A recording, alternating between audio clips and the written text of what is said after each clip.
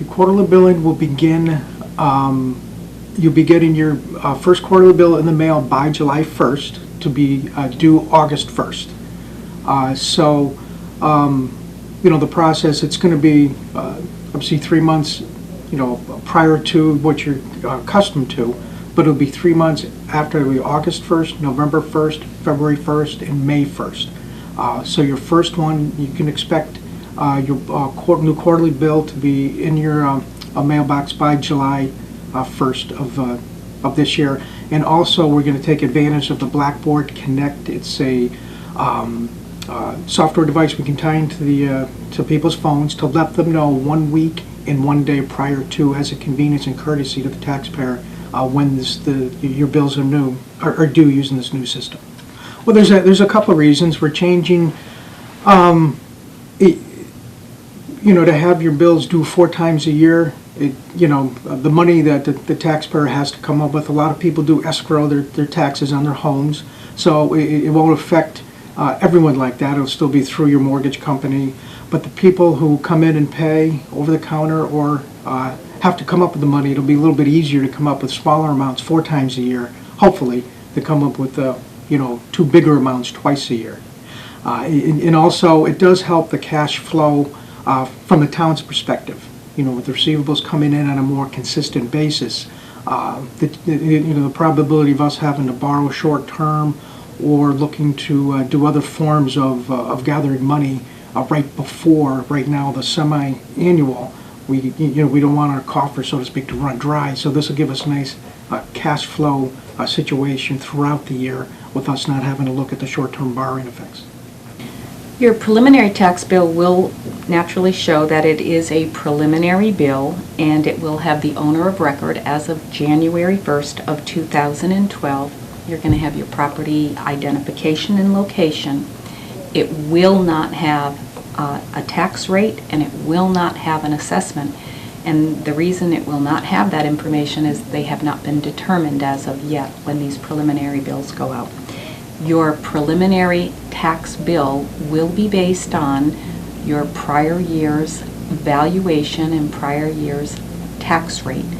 And we will be asking you to pay 1/4 of your prior year on August 1st and 1/4 on November 1st. Then we will be determining the actual tax rate and assessments, and then we'll go into the actual tax billing process.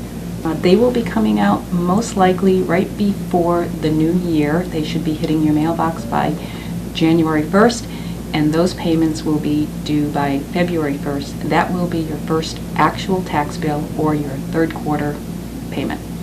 So the third quarter payments will most likely be a little bit higher than the first and second quarter? That is correct. Okay. As far as the mailing, we're going to just mail twice a year, trying to be more efficient with save some mailing costs. So when you get your bill on July 1st, it will include the first and second portions of your preliminary bills. And then when you get your actual bills on January 1st, it will include 2 payment stubs for your bill due February 1st and your bill due May 1st. So I think that's important to point out too. So you'll still be getting 2 bills in the mail per year, but you will be getting 2 stubs, 1 for each quarter. There has been a change with the deadlines for the quarterly billing.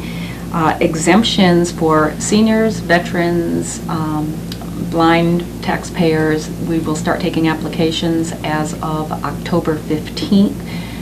Naturally, until we have values and a tax rate set, the assessors cannot even review these applications. So we do have to make sure that we have the applications readily available, so once the values and tax rate is set, the assessors can start processing them. But the taxpayers need to also be aware that they do have, for any tax exemption, 3 months from the date that the actual tax bills were mailed. So that would mean that if they're mailed by the last week in December, they have 3 months from that date. Now for abatements, that's a different story, and there is a 1-month window of time. The tax bills go out at the end of December to hit your mailboxes no later than January 1st. February 1st is the deadline.